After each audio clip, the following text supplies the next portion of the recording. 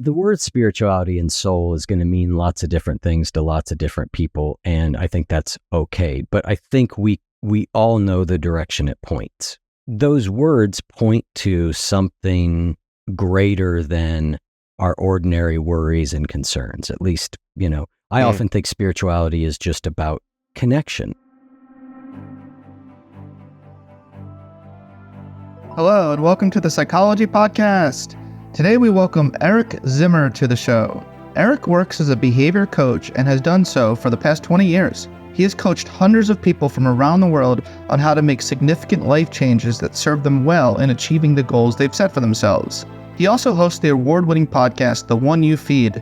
With over 30 million downloads, the show features conversations with experts across many fields of study about how to create a life that has less suffering and more fulfillment and meaning. His story and his work has been featured in the media, including TEDx, Mind Body Green, Elephant Journal, the BBC, and Brain Pickings. In this episode, I talked to Eric Zimmer about how to have a meaningful engagement with life. When we feel connected to what matters, it becomes easier to create an action plan that gets us moving in the right direction. At times, our emotions can get in the way, but Eric believes that focusing on behavior changes can help us retrain our thoughts while leading us to our desired outcomes. Eric combines principles from religion, philosophy, and psychology to give us tips on how we can live out our values more mindfully day by day. We also touch on the topics of spirituality, agency, self-love, addiction, and emotions. I really enjoyed chatting with Eric. He's such a thoughtful, deep, spiritual, emotional, authentic human being. Those are the words that immediately come to my mind when I think about my chat with Eric. It was a real pleasure to chat with him. I really recommend listening to this episode and also having a listen to his own podcast, which is really great. So without further ado, I bring you Eric Zimmer. Eric Zimmer, thanks for appearing on the Psychology Podcast. Thanks, Scott. I am really excited to be here. I don't listen to many podcasts. I don't know if a podcaster is allowed to admit that. I don't listen to a lot of them, but yours is one of the few that I do listen to. So it's a real honor to be here. Well, you're certainly allowed to admit that to me. I'll take it.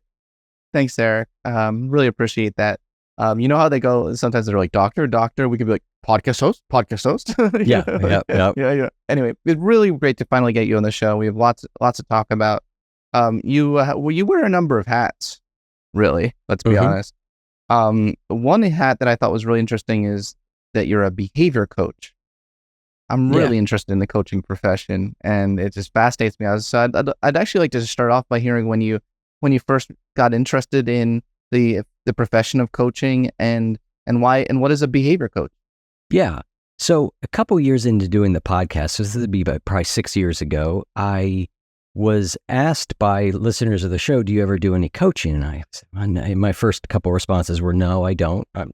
And then, after I got asked a few times, I thought, well, I like talking to people. I like working with people. Maybe I'll try it. So I did it a couple times, and I almost immediately realized that I had done this so many times before sponsoring people in 12-step programs. I realized I've done this hundreds of times for free, and I always loved it. It was one of my favorite parts of recovery, was sponsoring other people, helping other people find their way and make changes in their lives. Just has always brought me a great deal of joy. So that's kind of how I got interested. And once I started doing it, like I said, I realized I've done this before. I really like it, and I think I'm pretty good at it. And so that's kind of how I got started. A behavior coach is, the reason I use that term is that I feel like by focusing on behavior it's the easiest lever, I think, to pull to make changes in our quality of life. And interestingly, behavior leads us into emotions pretty consistently. So the main reason, if people aren't doing something that they say they want to do, it's either they don't have a good plan.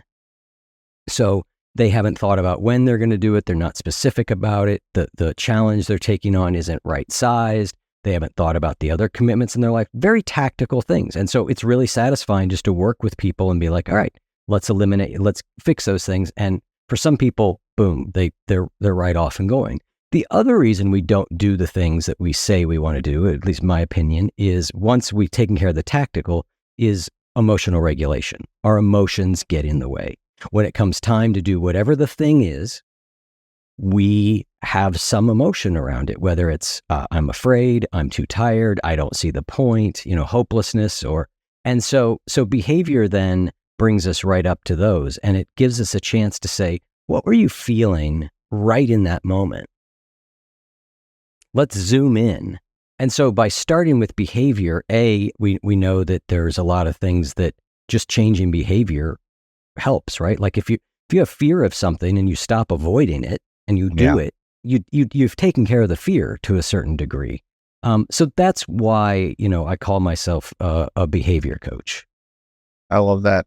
And I love also, just the whole idea of experiential avoidance, the opposite of experiential avoidance being what life is all about. And some people call it psychological flexibility. No one's come up with a term for the opposite of experiential avoidance that I really love. I don't know if psychological flexibility is the ultimate term in terms of probably for not. me. Meaningful engagement, maybe. I don't know. Active, meaningful engagement. Yeah, something. But yes, but that's what you're talking about, and that seems to be core to your program.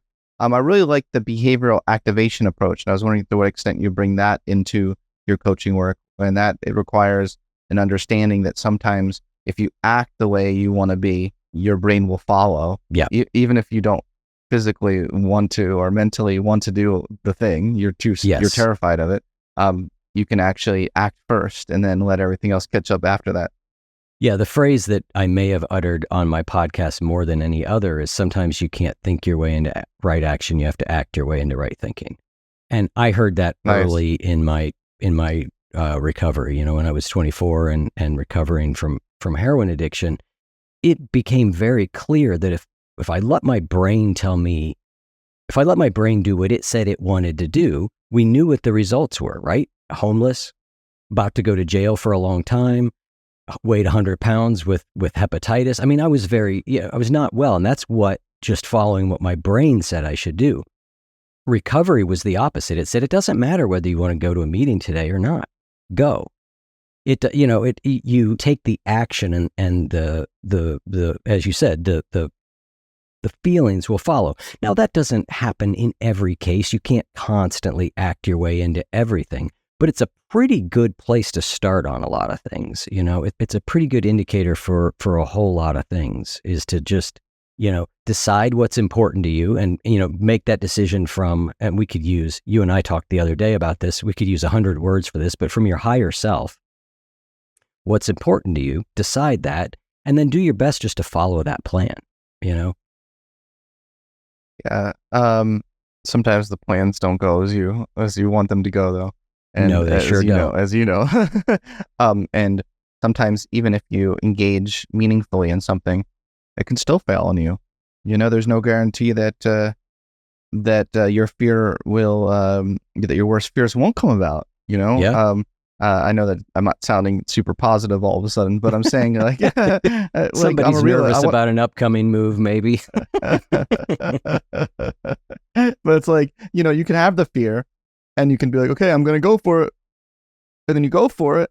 And then the worst case scenario does happen. Yep. What do you do then? Do you say like, oh, I should have stayed in the fear forever? What do you do with that? Well, I have always felt better about trying and not succeeding than being afraid to try. Yeah.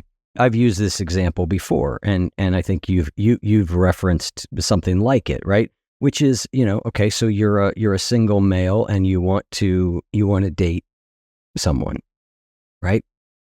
I just used to be terrified of that when I was younger. Luckily now I'm in a long-term partnership. I don't have to think about it anymore. But when I was younger, I would be terrified of it.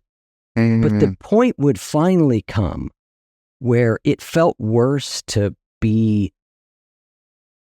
I don't love this word. I'll just use it because it's the first one that comes to mind. To be ashamed of myself for my fear, that felt worse than what the fear of rejection was. And maybe this is just thinking through it, but I am a whole lot more comfortable with going, you know what? The things out in the world didn't do what I wanted them to do. And you know what? That's just the way it is. That happens to everybody. Versus I didn't do what I wanted to do. And so, I had a solar energy company before this podcast. I poured my heart and my soul into it, and it failed. A lot of the things were completely beyond my control. They were government decisions about alternative energy plans and subsidies and all this stuff. And so it failed. But at the end of the day, I certainly would not erase that 5 years because I went for it and I tried. And that felt good. And at the end of it, I went, okay, I feel good about myself. I feel good about the effort. I feel good about what I tried to do. Yeah, I'm disappointed. Yeah, it sucks to have this not succeed. Yeah, I have to work with my brain when it starts to say, you're such a failure. And go, okay, well, hold on. Let's not take a failure and generalize it out to your entire being. But so that's kind of what I do is I just reflect on it makes me think of the Serenity Prayer, right? We talk about this, and I keep bringing up early recovery lessons, but the Serenity Prayer, right? What can I control? What can't I? I can't control what happens after I take an action. I can control whether I take the action, and I can control to some degree how well I do it. And if I'm living that way, going, all right, things that I can't control, I'm going to let go of. Things that I can, I'm going to try and act on. That's how I deal with your fear comes true. It's like, well, yep, okay, it didn't work. Nice. Nice. N-O-I-C-E. Nice. I like it. Yeah, boy. I like it. But it seems like so much of what you're talking about is you have the event that happens to you, and then you have how you react to the event. Now, there's so many extra layers that a lot of us put on of labeling. This means I'm a loser. This means, and then the idea, and then the shame is such a big one for people who have addiction issues, right? They add so many layers of extra shame on themselves, and none of this is really helping themselves. So I think that's a really common theme among a lot of the work you do is kind of retraining the way your thought patterns are when you react to setbacks. And I listened to a podcast you did recently, so I was interviewing you on their podcast, and you talked about how you thought self-love could be a really important for the prevention of depression and even a treatment. And I was wondering if you could talk more about how we can get you from a mindset of, I'm a loser, I have so much shame for what I did, to giving yourself more self-love. That seems like a really important transformation to me. Yeah, and it can be a long one, right? I don't want to make it sound like this is a simple thing to do, and it's a big question. Yeah. And there were two pieces in there. The first was how do we interpret the events that occur in our lives, right? And then the second is how am I kinder to myself? But there's the phrase that's used a lot is self-compassion. Which is a good phrase. I love the work of Kristen Neff. We've interviewed her a few times. I think she's brilliant. We also interviewed somebody by the name of Dr. Aziz Gazapura, and he had a book called On Your Own Side. And I love that phrasing of it. Be on your own side. And so if you think about how you might, if something happens to someone you love, ideally, you're on their side. And so you're going to, if the interpretation of what happened to them, let's just say you could have a positive interpretation, you could have a negative interpretation. With your friend, you're going to want to lead them towards the positive because you care about them, right? I'm not saying make stuff up that's not true. I'm just saying that there's our interpretation is open to interpretation. And so we would lead them towards the positive. And so I think doing the same thing for ourselves, why not? If I'm making the story up anyway about what this means, because that's what we do. We're meaning-making machines. If I'm making it up, why not make it up in a way that is kind and positive towards myself? And then the other one is my other favorite way of phrasing this is be a friend to yourself. And I got that from Kristen Neff. But the reason I like that one so much is because we intuitively understand it. How do you treat a friend, right? Yes. And none of us would talk to our friends the way we talk to ourselves. No. Right? You wouldn't have any friends. Unless you're a narcissist, and then the way you talk to yourself is, I'm superior to others. Okay. Yeah. And so in which case you probably may not, this section may not be helpful for you. But, and the other reason that talk to yourself like you would a friend, I think is really helpful is I actually think that imaginative exercise is helpful. Let me imagine that my friend was going through what I'm going through. What would I say to them? How would I react to them? Because there's something, I don't remember who identified it, but they call it Solomon's paradox. And Solomon's paradox says, King Solomon, wise King Solomon, people traveled from around the world to get his advice. He was so wise, right? But apparently in his own life, he was kind of a disaster area. And so Solomon's paradox is we can be incredibly wise to people around us, but it's hard to do for ourselves. So taking that idea of let me be a friend to myself, let me think about what I would do for a friend and then do it for myself is a way around that a little bit. And then I think the final thing is just, can I work on changing the tone in which I speak to myself, right? A lot of people think self-compassion or self-love is about, letting yourself off the hook for everything or not taking accountability. That's not it. But there is a way when you're not living up to your own standards, values, expectations. There's a way of talking to yourself and trying to hold yourself accountable in a kind way. Yeah. The research on self-talk is so awesome and important and valuable. And I'm sure you make contact with the psychological literature. You seem like a really curious person who's always open to learning new things. I'm sure you see some of this research, and it's just so exciting and important. Yeah, I noticed that the way that we treat ourselves really does influence the perception of other people on who we are, especially at first meeting. Like at first meeting, that people have basically no information to go on about who you are and what they're dealing with. And if you exude a sense of like confidence, and like you walk into the room with a sense of, people will tend to treat you like you're the kind of person who deserves respect to have confidence, right? If you walk in the room and you're like, oh, I'm such a loser, people are gonna reject me everywhere, people are gonna look at you and reject you.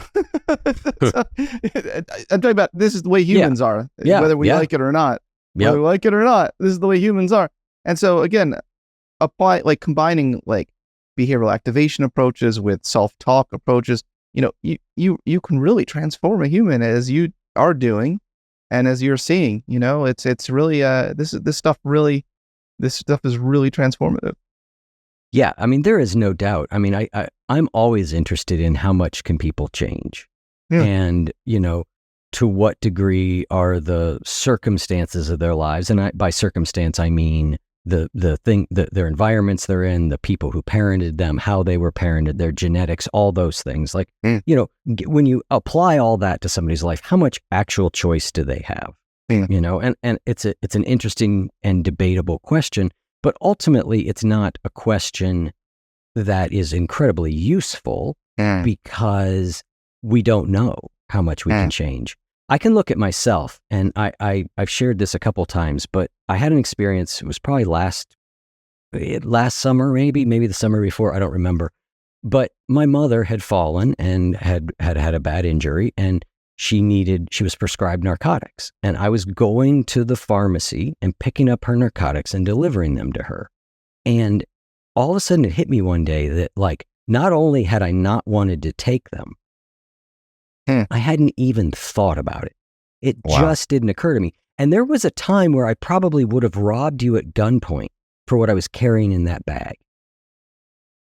And that's 25 years later. So I'm not saying this happened immediately. It happened quickly.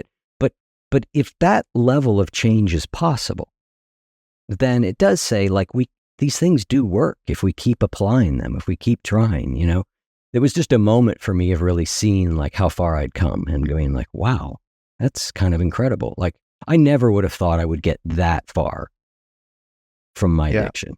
And I'm not saying my addiction is gone. I'm not saying it couldn't come back. I'm just saying whatever I've been doing, it has kept it pretty well at bay. Just going to ask you that, there was probably a time in your life when you couldn't even imagine a world where this stuff wouldn't control you. Yeah, internally. And I think that's so important to tell people, give them hope. What you're saying to me is giving me chills.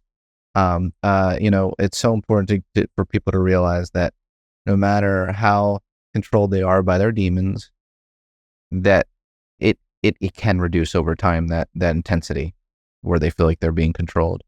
Yeah. And I think that's a really important point, particularly when it comes to addiction, because a lot of people, when they start stepping into even tentatively the waters of sobriety or recovery, feel worse. And so what I often say to people, don't confuse getting sober with being sober. Getting sober is a pretty miserable process. I often have stayed sober simply on the fact of like, I don't ever want to go through that again. Simply don't ever want to have to be in my first 30, 60 days of sobriety ever again. Because it was miserable for me. Yeah. That is not my experience now. And so it is, I think one of the promises of recovery is not only can you stop using this thing that has its gripping your soul all the time will let go. Oh, wow. That is so, Can we double click on this idea of gripping your soul? It has a lot of meaning to me. That phrase has a lot of meaning to me. And I think it really relates to all this amazing work you're doing on spirituality. You have a program that's even called Spiritual Habits. And can we connect this idea of gripping the soul with spirituality? Because it seems to me like a big part of spirituality is being able to get into this transcendent state of consciousness that is more expansive, that is more open to new possibilities, and isn't and even soulful, dare I say, you know? So this idea of gripping the soul, it's such a powerful, just few words. Can you just double click on it with me and link it to spirituality? Sure. I mean, the word spirituality and soul is going to mean lots of different things to lots of different people. And I think that's okay. But I think we all know the direction it points. And those words point to something greater than our ordinary worries and concerns. At least, I often think spirituality is just about connecting to what matters. What matters to you is going to be different than what matters to me. But for me, that spirituality is about that connection. And for some people, that might be connecting to God as they understand them. For other people, it might be connecting to nature, to their family, might be a lot of different things. So, and soul, again, we could debate, do we have a soul? Do we not have a soul? Is it everlasting? Is it eternal? I don't know. It's not that important, at least to me, right? It's interesting to think about and talk about, but it doesn't necessarily change my behavior. It doesn't change what I want, because I know the direction that idea is pointing towards. It's pointing towards more connection. Early on in AA, there was a line that AA said, selfishness, self-centeredness, that we think is the root of our problem. And that's worded slightly harshly. And a lot of people react to that negatively. But there was an idea that came after that talked about being relieved of the bondage of self. That line lit something up inside me that has been at the heart of my spiritual journey ever since. How do I be relieved of the bondage of self? And the bondage of self is just that I just think about myself and what I want and what I don't want all the time. It occupies center stage constantly in my life. And so spirituality for me, to a large degree, is just how do I decenter that a little bit? And what I decenter it to could be very different. So Spiritual Habits then is a program I developed to bring together sort of two of my core interests, which is how do we create lasting behavioral change, habits, and, spirituality. And because what I observed, and you talk about this a lot, is it's one thing to know this stuff, but to live it is what we're after. And living it is difficult to do. So I thought, what if I could just take some core, spiritual principles, but you could honestly probably call them philosophical or psychological principles if you wanted to. Some core principles that underlie all traditions that I've seen out there, that are in most philosophical schools, that are in most religions, these core principles. And then what if I could marry that with what we know about behavior change and habit creation, And we could then try and find ways to live our spiritual life in more of the moments of our lives. Some of us get to the point where we meditate every morning, and that's a really good thing. Lots of people find that even difficult to get to. But let's say we do that, or we have 15 minutes of contemplation or writing, so we've carved out this little space. That's really great, and it's important. But then when that's over, we don't think about any of those concepts or ideas again till the next morning because we're just so busy. So how can we, without having to carve more time out, because none of us have more time, how can we live these things a little bit more in the moments? And so that's the problem I'm trying to solve in spiritual habits. Yeah, I love that. And you also use some language just to say you want to help people be more grounded, loving, strengthening, and creative. At least increase those experiences. Yeah. Those sound like things that belong in under the umbrella of spirituality. Yeah, they seem like they belong. I like it. I like it a lot. There's something I wanted to just riff with you on because this idea of the victimhood mentality is prominent. Actually, just recorded an episode with Dr. Phil yesterday on this topic of the victimhood mentality, and you talk about your struggles that you had. You were homeless at 24. You were addicted to heroin, right? So you've talked about your struggles. Do you view yourself as a victim? Is that part of your identity? What does that mean to you? That idea of the victimhood mentality, and where are you at with that? No, I don't see myself as a victim. Right. Were there things that occurred in my life and things that happened, things that I was given maybe via genetics and all that made it much more likely I was going to become an alcoholic or addict? Of course. Yeah, they did. And I still did it, and I think this is an interesting point because, boy, this is such a big topic, right? You get into victimhood, you start getting into questions of privilege, you start getting into questions of social equality. I'll give you an example. When I got arrested at 24 for 5 different felonies, I, as a upper middle class white kid, was given what's known as diversion, which meant that I had to plead guilty to all those felonies. I had to do community service. I had to be drug tested for something like 5 years. I had to go to treatment. I had to do all these things. But if I did those things, those felonies would be thrown away. When I went through a 6-month treatment program, I can tell you most of the people did not have anywhere near the advantages I did as far as the education I was given, getting deals like that from the government. So I was treated differently. And it allowed me to perhaps recover in ways that others didn't have the same opportunity. So I do think we are treated differently and oftentimes in ways that aren't fair. The problem with the victim mentality, though, is that we're the only ones that can change our lives. And if why I am the way I am is solely a function of what's out there, I'm screwed. Because I can participate in changing the systems that are out there, but I'm not going to single-handedly change them. And so, but I can single-handedly, although I believe within community and with lots of help, but with the effort from myself, I can change myself. And so, I see people get stuck oftentimes on this question in one of two places. When I was in early recovery, the AA groups that I was with were very anti-psychology to a certain extent. So what they said was, it doesn't matter what your parents were like. It doesn't matter how they parented you. You are an alcoholic. You are responsible for that. That is, in my mind, that was a little bit too far to one extreme. Because although I'm not going to blame my parents, there are ways and things that they did that we know impact the person I am today. And if I want those impacts to stop, I have to work with that material. So it's it's this idea of we are not, the way I like to think of it is we are not at fault often for where we find ourselves, but we are 100% responsible for any change that we want to come.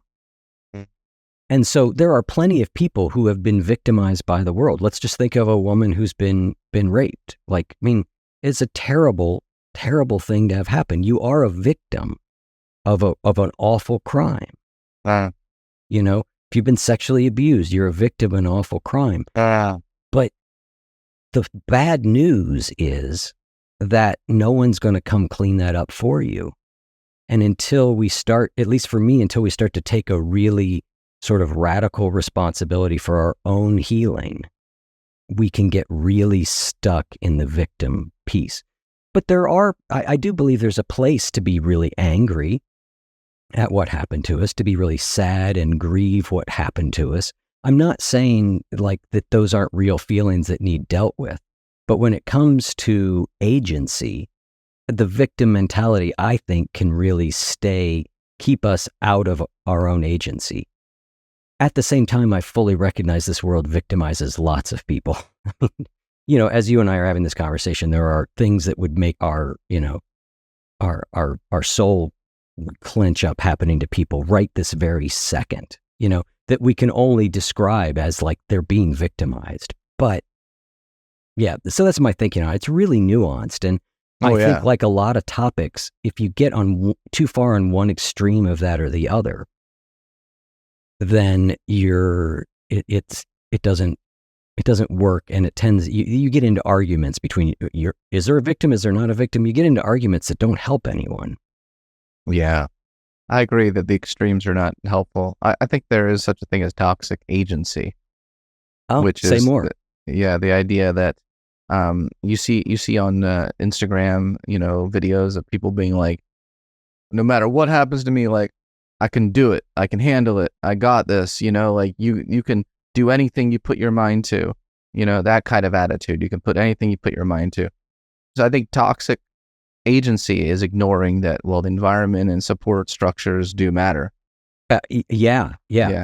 So you can have that extreme. Yeah. Totally. And I think the way I would think about that, or the way I would say that when I say agency, is not talking about how far you can go, what you can change, simply that no one can do it for you but you. You know, no one can make the healing happen in your life except you. You've got to be the engine of that.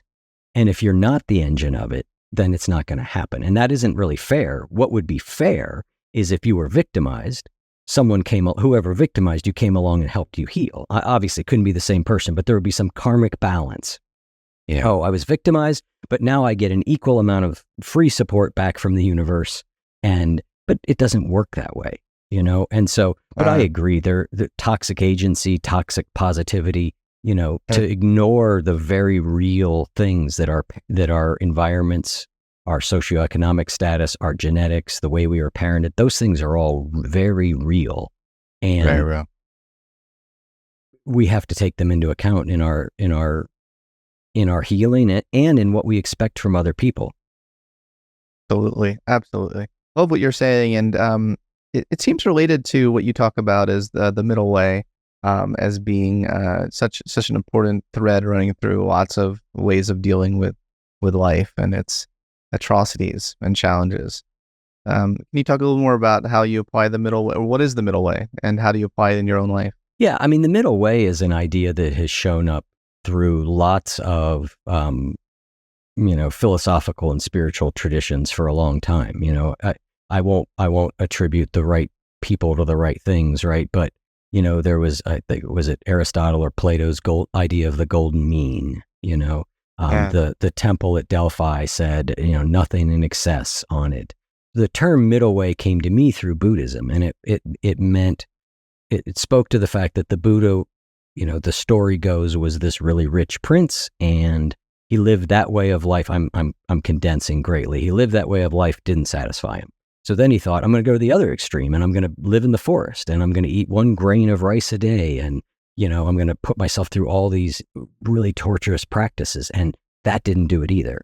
And it was when he accepted a meal from a kind woman, signifying sort of the middle way between those two extremes, that then he found enlightenment. So that's where that particular term, the middle way, at least my understanding has come. But I just think there are so many places in life that the middle way can be really valuable, right? In behavioral coaching, one thing I see all the time with people is either they do it 100% or they do it 0%. That's not realistic, right? None of us is going to do anything 100% of the time. So if that's our mindset, we're stuck.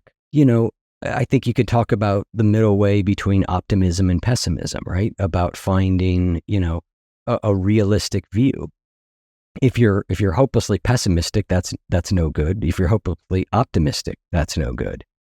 We just talked about the middle way between, thinking that our circumstances have no effect on us, or they have all effect on us, right? It's the middle way. So there are so many places where I think this shows up.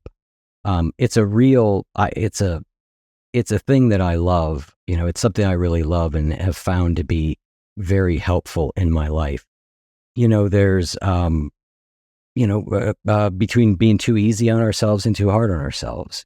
Some people just let themselves off the hook for any behavior. Other people beat themselves up for, breathing. There's a middle ground there. That just might be the title of our episode, The Middle Way. Yeah. With Eric Zimmer. Because it just seems like that's like everything we're talking about today.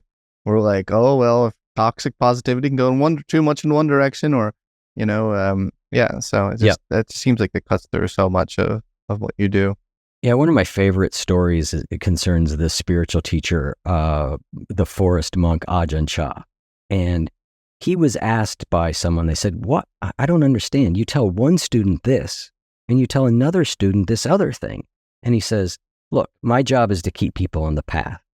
If I see somebody on the edge of the road on the right and they're about to fall into the ditch to the right, I say, go left, go left.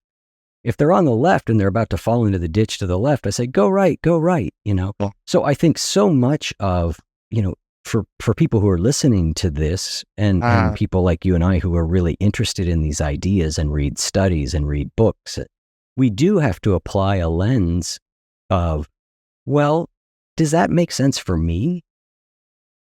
And what is my tendency? Do I have a tendency to go too much this way or that way? That'll just give me a general sense of where I want to think about, overcorrecting or not, where I want to think about correcting, what direction generally might I want to go? It's a great North Star goal. Me personally, I'm a man of extremes. And so I find that I, on average, live the middle way, but that's only because extreme opposites average out. Yeah. In my life. Is that okay? Is that okay? I think it can be, yeah. I mean, I think, I'm a Zen student, and in Zen, we talk about emptiness and form. Those are kind of and we say they're the same thing, emptiness being just everything all at once, or the great void of potentiality, and form being everything. And so those are two pretty opposite things. And yet we say emptiness is form, form is emptiness. We're marrying the opposite. So yes, I do think sometimes the middle way is holding a paradox. It seems like it should either be this or that, but it looks like it's both. That's a paradox. A paradox to me is middle way. And so it's similar to what you're saying. Yeah. It's not that, I don't think it's that you always are mediocre and boring, right? But yeah, if you're able to hold the middle way by one extreme over here, one extreme over there, and it generally balances out, great. My extremism never had a counterbalance. It wasn't like I was 3 days a week shooting heroin and 3 days a week going to the gym and drinking green shakes, right? Like maybe if I'd done that, I would have been able to keep the whole game up longer. Right? Mine was, burn the house down. So yeah, I think that, there's lots of ways to find the middle way, and it's not always just find the middle between 2 points. Yeah, I like that. But some extremes can really overtake the whole system and really aren't productive. You talk about the emotional storm model of feelings, sensations, thoughts, behavior, and situations. Can you talk a little bit more about that model? Yeah, I don't think it's the idea that what we tend to say when we get hit by strong emotions, we might just say, I'm angry. But really, there's a lot going on in there, right? There are bodily sensations that go along with that. There is the what feels like anger. There's all my thought patterns. I hate him. He did this. Why did he do that again? Right? There's the situation. What actually caused it? That's not irrelevant, right? It is relevant.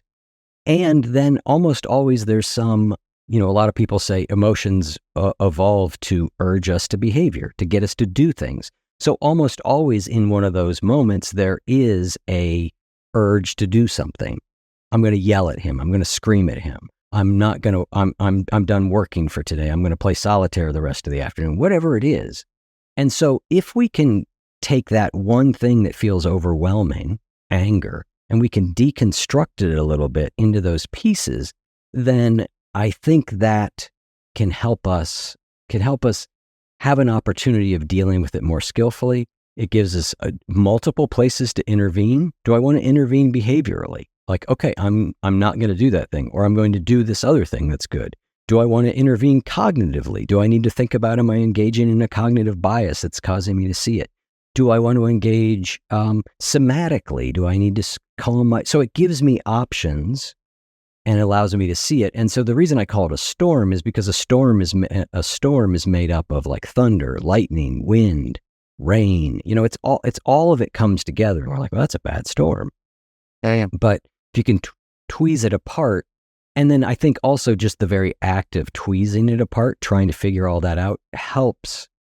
If we're too emotionally overwhelmed, we can't do that. But it is a way of beginning to try and bring some more words and granularity to what's happening.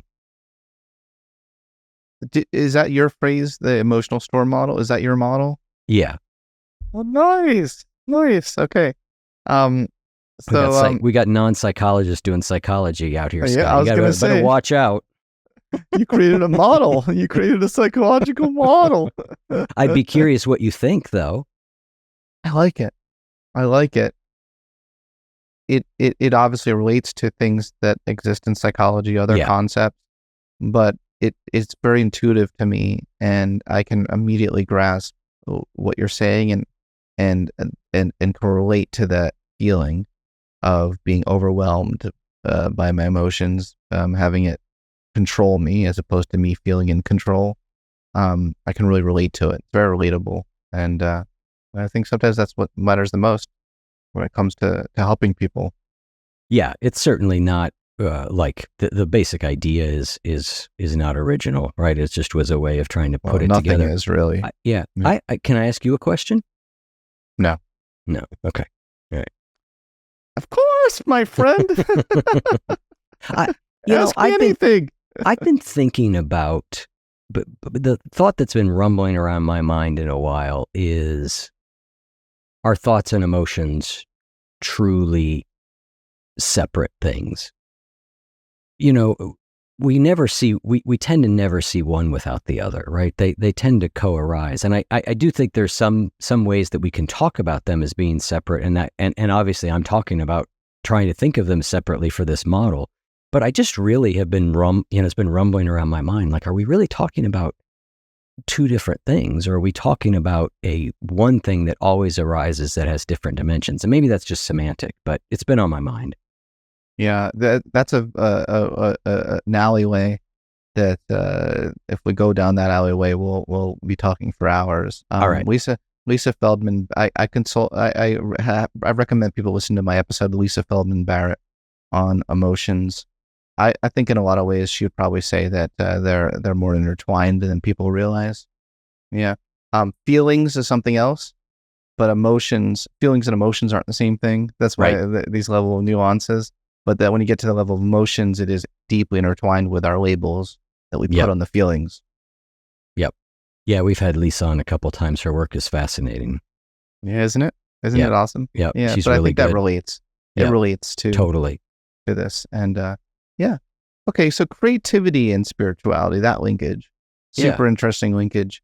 Where do you get your creative? Where's the wellspring of creativity for you in your life? Does it come from spirituality? No, not necessarily. I would more say that when something creative occurs in my life, it feels spiritual to me. Yeah. You know, I play guitar. I used to write songs. I still write music. All the music in our episodes is all written by either Chris or I and performed by us. And so if let's say I sit down and pick up my guitar and 5 minutes later I have a little piece of music, something occurred in there. Now my ego wants to say, Eric's such a good musician. Look what he came up with. But if I'm really honest, I have no idea how that occurs. I don't understand where that came from. I can't replicate it consistently.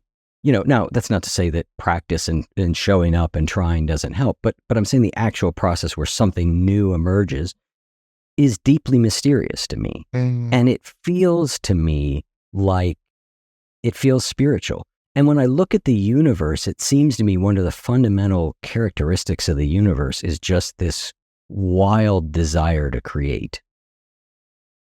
You know, I mean, there are estimates that there have been up to, you know, in the history of the world, you know, somewhere on the order of 6 billion different species.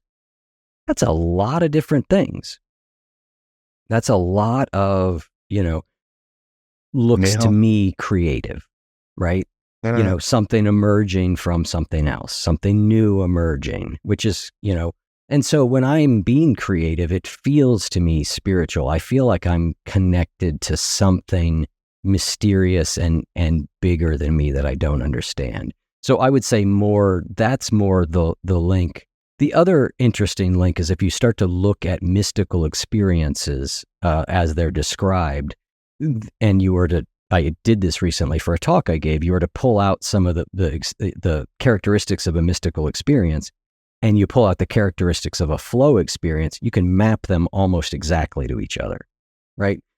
Wow. They're not completely, but there's a lot of overlap there. There's a lot of overlap between what people consider being connected to the deepest source of things, what their experience is, and what psychologists would describe as flow. There's a lot of overlap there. And so that also, you know, gives me this sense that there is, that creativity is spiritual. And I'm going to do an interview shortly after you and I talk with a gentleman by the name of Matthew Fox. He's a long time, he was a Roman Catholic priest. Basically, they kicked him out for his heretical ideas. But he studied all the mystics over time. He's involved in something called creation spirituality. And he talks about sort of 4 spiritual paths, but one of the fundamental ones is creativity, you know, art as prayer, you know? So I think there can be a link there if people want to find it, you know, if you want to look that way. Yeah, those are my initial thoughts. And spirituality is not the same thing as religious. No. Yeah. An important distinction there. Yeah, so a lot of this really seems to be helping people be more present in whatever they're creating or doing. You know, there seems to be a theme that you're really interested in, and the flow experience and the mystical experience. I view it on a continuum. Like in my book Transcend, I have a oneness continuum. Flow is not the same thing as a mystical experience, but they're both on a transcendent experience continuum. Yeah. And the mystical experience is one that most people would go their entire lives without having one mystical experience. But for those that do experience it, it's a level of oneness and present moment awareness that is just so expansive. I mean, it's like one of all humans that have ever lived.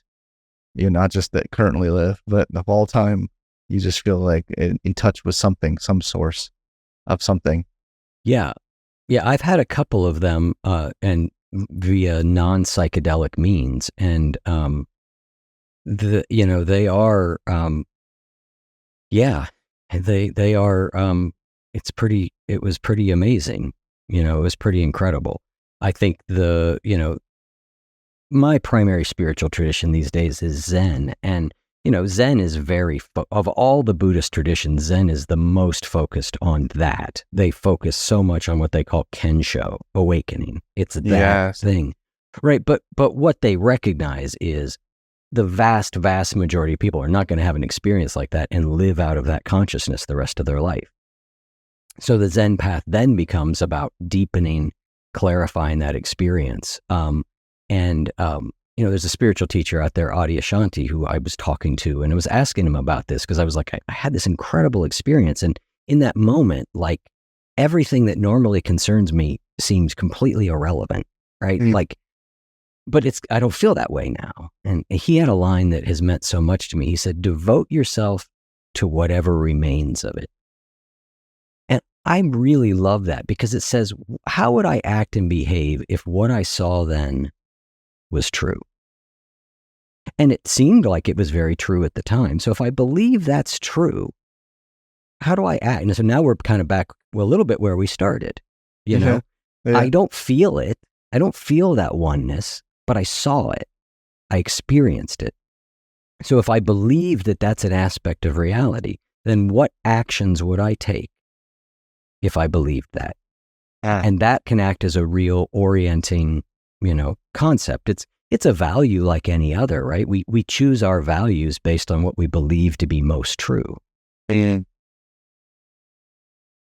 well, one other hat you wear is that you're a certified interfaith spiritual director.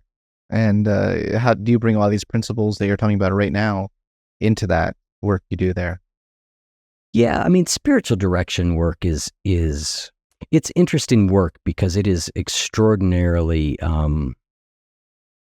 whereas coaching tends to be very much direction and goal focused. Spiritual direction is kind of the opposite, right? But yeah, I mean, it's really just holding a place for people, giving them time and a place to reflect on what's most important to them and how they're doing with living that. And, we know that in most spiritual traditions, that community is a big, big piece. In Buddhism, we talk about the Sangha being so important. But Christianity's got the congregation, the church, and so spiritual direction, I think, is a way of being in community with somebody else who's on the path. It evolved out of the Catholic Church in that what they were looking for was people to have someone to share their spiritual life with and talk about who is not in a position of authority. So you could go talk to your local priest, but there's a power differential there. There's an authority differential there. That person's been vested with all these powers, right? A spiritual director in the Catholic Church, the person was not vested with any power. They were another person on the journey like you who had some skills and tools for helping you reflect a little bit more deeply. And so that's what, what spiritual direction is. And I was just interested in seeing it in, I've been profoundly interfaith for as long as I can remember. So I was like, well, like I think that, so it was really about, how would you talk about spirituality with people of different traditions? And being able to honor their tradition without trying to be like, well, that's not my tradition. It's like, so some of it was learning, how you do spiritual direction, but a lot of it was also, understanding some of the core spiritual concepts between all that underlying all these different traditions. Yeah, this just harkens back. This relates to what I was saying earlier about how a lot of these principles we're talking about today, they transcend a specific religion. Yeah, this is different than religion. We're talking about spiritual experiences, which are not necessarily the same thing they're not the same thing as religious beliefs. So, yeah. Eric, I really appreciate you coming on my podcast. I'm so glad we finally got this interview in there. I'm so glad we got this interview in the can. You strike me as someone who is so committed to growth. It's really really inspiring to me. You know, you're someone who has had hardships and still has hardships, but you really exemplify what I talk about when I talk about the importance of choosing growth, like, again and again and again, you know, and avoiding the fear response again and again and again. So thanks so much for coming to my podcast and inspiring my listeners as well as me. Thank you so much, Scott. I really enjoyed it. Me too.